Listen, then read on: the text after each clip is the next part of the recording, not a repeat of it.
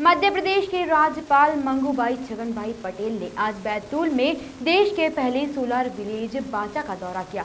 राज्यपाल बनने के बाद यह मध्य प्रदेश में उनका पहला दौरा है। राज्यपाल ने गांव में एक आदिवासी के घर पर भोजन किया और राज्यपाल के लिए पारंपरिक आदिवासी व्यंजन बनाए गए थे। राज्यपाल ने गांव में बने सोलर सिस्टम और जल संरक्षण कार्यों की जमकर तारीफ की। सोलर विलेज के नाम से देश में मशहूर बैतूल के बाचा गांव में मध्य प्रदेश के राज्यपाल ने दौरा किया और गांव के अनिल उइके के घर पर पारंपरिक भोजन का आनंद लिया। ONGC और IIT मुंबई के सहयोग से ग्राम बाचा देश का पहला सोलर और वाटर विलेज बना है। बिल्कुल, ग्राम बाचा आज सामाजिक सरोकार के काम में और अग्रणी गांव बन गया है।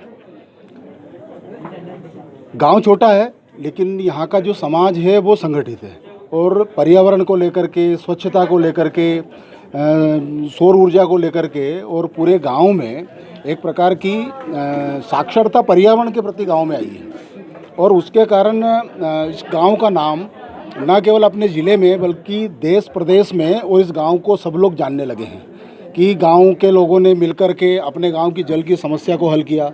गांव के लोगों ने मिलकर के अपने गांव को स्वच्छ गांव बनाया, स्वच्छता का पुरस्कार जीता।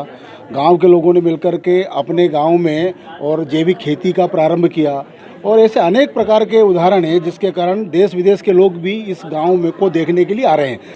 मध्य प्रदेश के राज्यपाल का पद संभालने के बाद राज्यपाल पहली बार किसी गांव के दौरे पर बाचा गांव आए। जिस आदिवासी युवक अनिल उइके के घर पर राज्यपाल ने भोजन किया, उसने खास तौर पर पारंपरिक वनवासी भोजन बनवाया था। अनिल जी, आज आपके घर पर कहाँ राज्यपाल महोदय का आज मेरे घर पे आगमन हुआ था, तो मैंने उन्हें भोजन पे आमंत्रित किया था।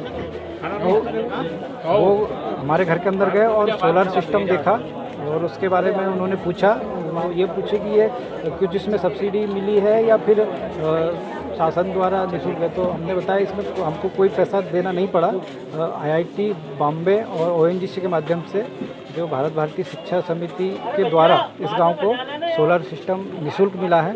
और फिर वो भोजन के लिए बैठे, तो जिसमें मैंने आज घर पे उनके लिए स्पेशल में जो हमारे ट्राइबल जो जनजाति समाज में तुवल की घुंगरी बनाते हैं वो खिलाया और पुटकी की खीर और मक्के की रोटी। तो ये खाकर वो बहुत खुश हुए और पूछ रहे थे कि यहाँ लोकल जो जनजाति समाज में क्या खाते हैं, तो उन्होंने यही खाते हैं। तो वो खा कर के वो खुश हुए और परिवार से बात की और फोटो खिंचवाया। 74 घरों वाले ग्राम बाचा में 100% सौर ऊर्जा का इस्तेमाल किया जा रहा है। यहाँ जल संरक्षण के लिए भी बेजोड़ काम हुए हैं। वहीं स्वच्छता के मामले में भी गांव एक मिसाल है।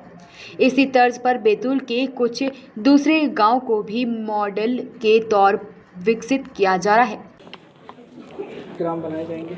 बिल्कुल, ग्राम बाचा में जो अच्छे नवाचार हुए हैं, अच्छे काम हुए हैं, इसी को हम आगे बढ़ाते हुए हमने हमारी सांसद महोदय द्वारा जो आदर्श ग्राम कानावाड़ी को लिया गया है, इसमें भी इसी तरह के मॉडल को हम रेप्लिकेट कर रहे हैं। भारत सरकार को एक प्रपोजल हमने सोलर लाइट्स और सोलर पैनल लगाने का भेज चुके हैं और शीघ्र ही वो इसकी स्वीकृति भी हमको मिल जाएगी।